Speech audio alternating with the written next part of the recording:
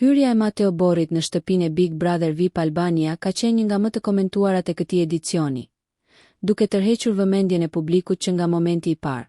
Edhe pse ka vetëm disa ditë brenda lojës, ai ka arritur të krijojë dinamika të forta, debate të hapura dhe momente që kanë lënë gjurmë të ndjekësit. Fillimisht vëmendja u tërhoq për historinë e përfolur me Brikenën, ndërsa më pas Mateo solli një moment të rrallë emocional që preku shumë shqiptar, duke treguar se pas humorit dhe lojës strategjike fshihet një njeri me ndjenja të thella.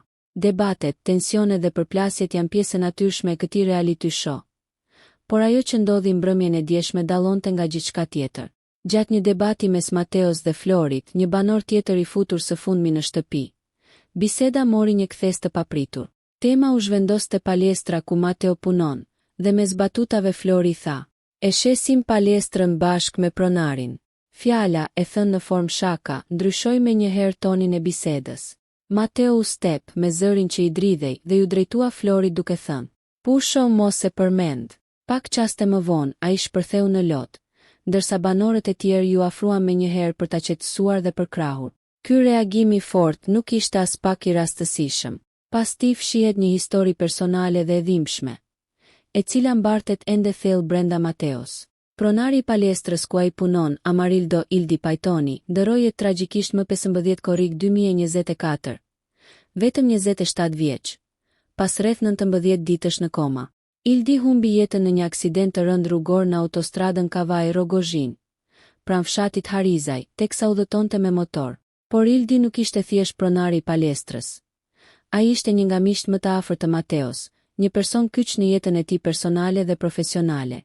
Humbja e tij la një plagë të hapur në zemrën e Mateos, dhe përmendja e emrit, qoftë edhe në formë shaka, e riktheu atë në atë dhimbje të papërballueshme, duke nxjerrë në pa anën më njerëzore të tij.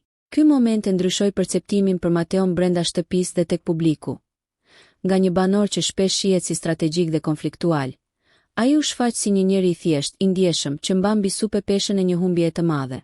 Reagimi i tij u përhap me njëherë në rrjetet sociale, ku shumë shqiptar shprehen empati dhe mbështetje, duke e konsideruar një nga momentet më njerëzore të këtij edicioni të Big Brother VIP Albania.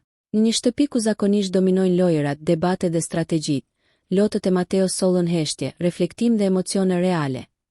Duke kujtuar të gjithë se pas kamerave dhe famës, banorët janë njerëz me histori personale, dhimbje dhe plagë që nuk shërohen lehtë. Ky moment gjithashtu solli një reflektim më të thellë mbi jetën dhe marrëdhëniet njerëzore. Humbja, miqësia dhe ndjeshmëria janë realitete që nuk mund të fshihen pas lojës apo spektaklit. Mateo, përmes këtij reagimi, tregoi se emocionet e vërteta nuk mund të simulohen, dhe se ndonjëherë më i fortë është ai që pranon të qajë dhe të tregojë dhimbjen e tij përpara të gjithëve.